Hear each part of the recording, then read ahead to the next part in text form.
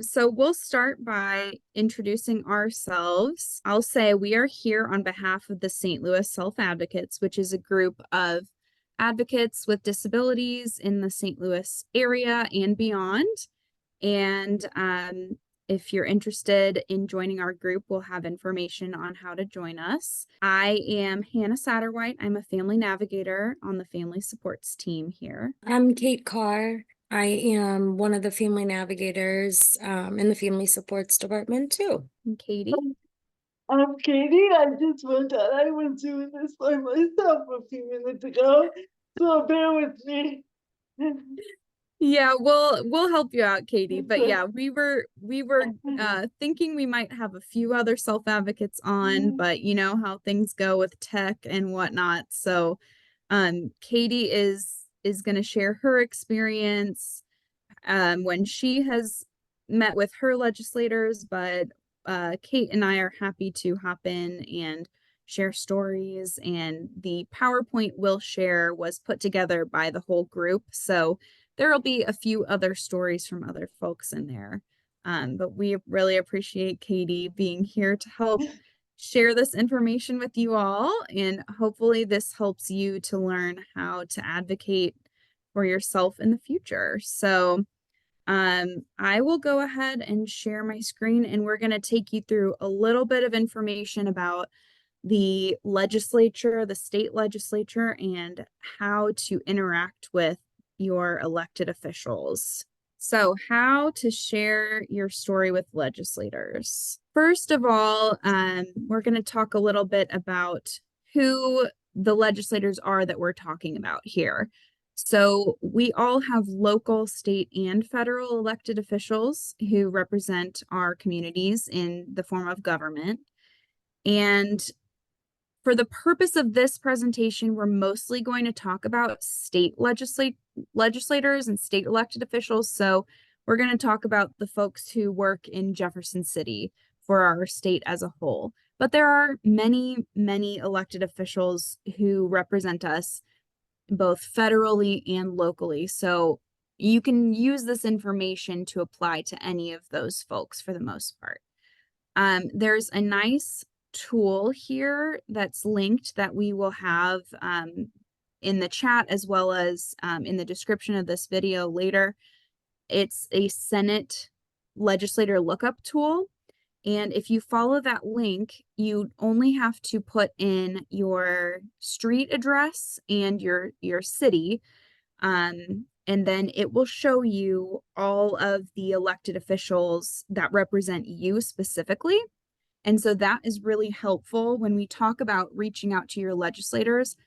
Most of the time, they're going to want to know, are you their constituent? Are you someone that lives in their district? So this is a great way to find out who specifically to reach out to, and it has links to their websites as well. So that's a really helpful tool. These are just a few examples of elected officials we're going to be referring to. A representative is an elected member of the House of Representatives, and in Missouri, there are 163 seats. Then we also have the Senate, and a senator is an elected member of the Senate, and there are 34 senators in the state of Missouri. The governor is the head of the executive branch in the state, and so each state has one governor. And then some other elected officials that you might see if you use the legislator lookup tool, they're going to list the lieutenant governor, the state treasurer, attorney general, et cetera, et cetera. There are several other elected positions in our state as well. When we say legislator or representative, we're usually going to be talking about the House and the Senate. So really quickly, I'll go over how a bill becomes a law. This process is pretty tedious. So first, a bill is introduced, and it can either be introduced in the Senate or in the House. The bill will be read, and after it's read for a second time, so it's read in a group of legislators, after it's read for a second time, it's sent to a committee. And our legislators each sit on different committees in the state. One might be about the workforce, one might be about health and mental health, one might be about education, things like that. So public hearings will happen in those committees where the public is invited to give testimony on whether or not they like a bill or don't like a bill, why they think it would be good or bad for the state, or they can testify with information about that bill. So the committee can either approve it or make changes. If the bill is approved, it's placed on a calendar so that it goes to the large group of legislators outside of their committee. So, for instance, all the senators will get to vote on it. If it's passed through both chambers, so the House and the Senate, then the governor gets to sign it or veto it and say, I don't want this bill. You know, it talks a little bit here about the approval process. I probably won't read each part of it, but the Senate and the House each get the chance to make changes on this bill before it's either approved or not approved by the governor. And if the bill does not pass, it can go through this entire process again next year. Another thing to know is that sometimes a bill can sort of die, is what they say, but it just stops this process. They stop having hearings, or they don't send it all the way. And that happens more often than not. So if a bill is proposed and it's the first year, the likelihood of it going anywhere is probably pretty low. This is what that process looks like. And here are a few important dates. For instance, pre-filing of bills starts December 1st, and then session started early January. So January 3rd was the first day of this year's session. On the 24th, we're going to hear from the governor. He's going to do the State of the State address. March 1st, last day to file Senate bills. March 18th through 22nd is going to be spring break, so our legislators are taking a break. And then I'll maybe not need to read all of these out, but essentially the last day of session is May 17th, and then we start to see if the governor vetoes any bills. And a tip that we usually give here at the ARC is that if you want to meet with your legislators in person, it's good to know that they are usually working in Jefferson City January through May. So if you get the chance to visit the Capitol, you can try and set a meeting with them in their offices in the Capitol. You might even run into them in the hallway if you're walking around. But if you want to invite them to your place of business, or, you know, meet up with them sometime when they're a little more free and they're closer to home, summer and fall, so late May through, you know, November, December, are good times to try and meet with them actually in your town. All right, so I'm going to let Katie tell you all a little bit about why you should think about meeting with your legislator. Okay, first of all, why you meet with your legislator, you need to know about the legislative process. In doing so, I learned a lot about the legislative process. And then I talked to them about issues that people with disabilities face, encourage them to take action, file a bill, or vote a certain way on the bill, build relationships with elected officials, get to know them so that they recognize you. Have a clear message. Keep it brief. If you are comfortable, you might share a personal story. Provide information. Tell them what you'd like them to do. Support or oppose the bill. Sponsor or write a new bill. Help you find resources in your area. Yeah, so just to add on to that, usually when I visit with a group, we'll try and leave them with some information. about what we're asking them to do. So if you can have a clear point, or even 1, 2 brief points, so that when they leave that meeting with you, they really know what you're asking for and how they can help you. That's usually a really good way to make sure that they remember you, is that you really know what you're going to say ahead of time. So I always encourage people to practice with a friend. They do want to hear your story. So if you're comfortable sharing something about your life, something about how a law or a bill would affect your life, it can really be impactful for them. So we definitely encourage, if you are interested in doing something like this, it can be really important for them to hear from you. And Hannah and Katie, we have a few really quick questions that Yeah. I think all kind of come together. So how do you Perfect. know who to contact? Like when you go straight to the governor versus your local legislator versus committee? What are the steps or process for that? That's a really good question. So, typically a rule of thumb, if you are going to reach out to a representative or a senator, I would say many of them are going to want to hear from people in their district first. Some of them, if they're very busy, will prioritize people who live in their district to take a meeting. So for instance, you may send them an email or a phone call and you might not reach them right away, but some of them are more likely to get back to you if you say, I live in your district. And you can even, if you feel comfortable adding the street that you live on or something like that, sometimes it helps in the email. So typically I will start there, but it's also helpful to look at who is on which committee. So if you're asking for something related to funding, for instance, you probably want to know who will be in the room when they're putting the appropriation bills together. So if you go to house.mo.gov or senate.mo.gov, there is a button you can click to see who's on what committee. And so you can also find your legislator on there and see what committees they sit on. So what things might be of importance to them.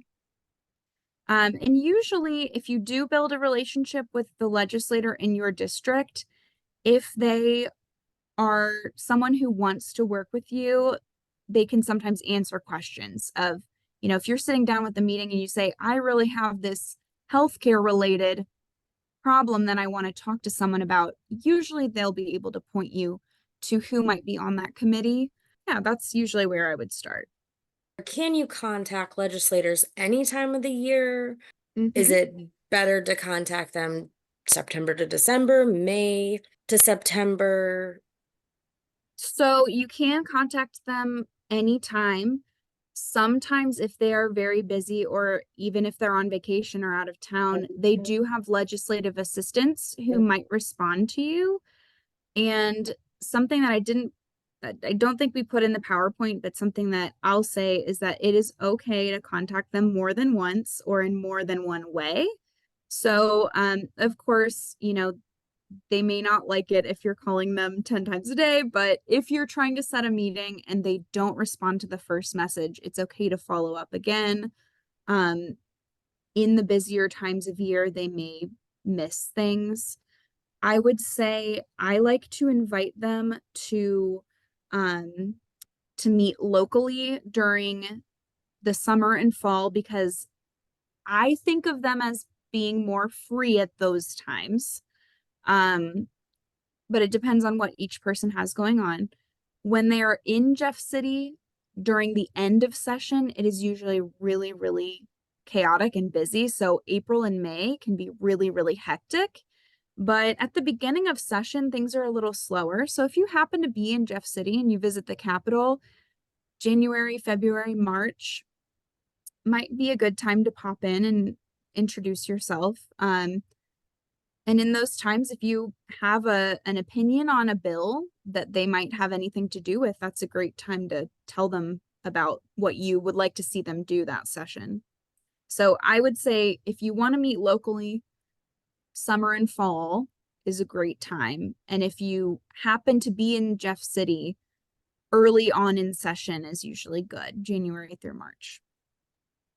And then about committees, how can individuals give their opinions to committee members, and how do legislators get on committees? Are they assigned? What's the process for a committee for a legislator? So they are assigned to committees. So you should be able to see which committees your legislators are on if you visit those websites, house.mo.gov or senate.mo.gov. So they are assigned. You can, if you're available to attend a hearing, a committee hearing, if you learn that a bill is going to be heard in committee in a public hearing and you're able to make it in person, you can travel to Jeff City and you can provide testimony there in person. You're also able to submit online testimony that I don't believe they read that out loud, but that should be available. I know on at least on the House side, if you go to house.mo.gov, you should be able to find the hearing schedule and submit online testimony. Anytime, though, you're welcome to email or call the offices of someone who sits on a committee.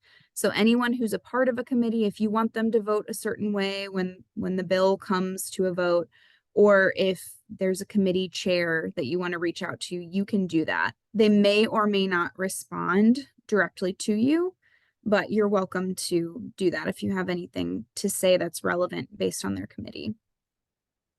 And all their emails and phone numbers should be on those websites.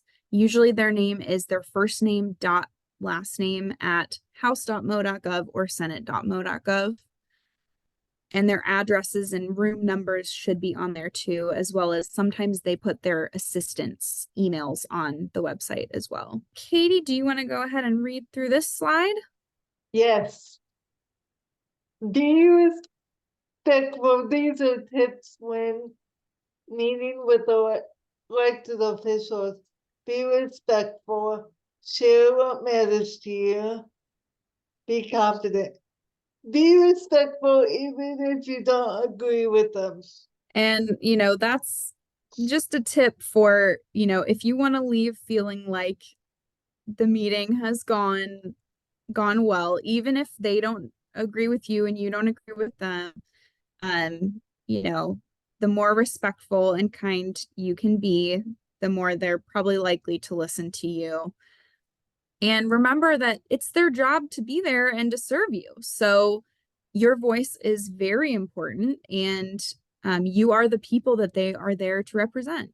All of us are. So some topics that self-advocates have discussed with their legislators, healthcare access, the DSP, direct support professional crisis, hiring, and keeping that staff. I know that's something that we've spoken a lot about in the self-advocates group, as well as benefits. We had a representative come on, Department of Mental Health, talking about benefits, and keeping those benefits because they're so, needed. Guardianship and supported decision making, and understanding that there are other options other than guardianship if we're all individuals and someone might need another option. So knowing that those are options out there. Improving accessibility in our communities, transportation, which I know has been huge lately. I think we've kind of touched base in the self-advocates group, at least for months, about it because it's so vital. Accessible housing and so much more. In the self-advocates group, the staff are never going to tell self-advocates how they should feel about a certain issue. Everyone is individual and everyone has the right to express themselves in any way that they want with their legislator. But these are just a list of the topics that the folks in our group have mentioned and have talked with their legislators about, and they identified these as important to them. And these are a few quotes from Kate, the first one's Katie's quote, but so she can read through these, but some of Yeah. these are people who couldn't be here but wanted to share some little tidbits with us. So Katie, take it away. I, for me, I learned to be a better public speaker. I feel like I'm heard more. Speaking with Mr. Lazy Clay, I felt that he listened to me and understood my concern. Can I say his name? Yeah, he's given permission to say his name. Lonnie. This is from Isaiah, another self-advocate. When we spoke to our legislators, he took notes and seemed like he really wanted to help us. And this is from Jessica, another self-advocate. I asked for more money and I talked about marriage with my legislator. She gave me advice about that.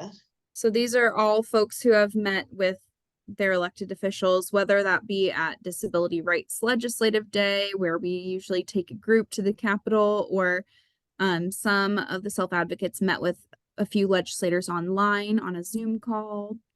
And Katie has spoken at an event before with legislators in St. Louis, so all different ways.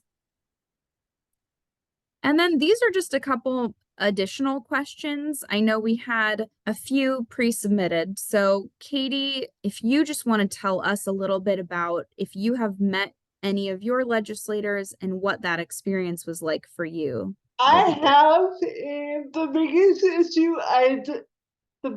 issues I address with them are benefits and the DSP classes, because those are big issues for me. And being able to access different places and in order for me to be transported, I need someone to do that.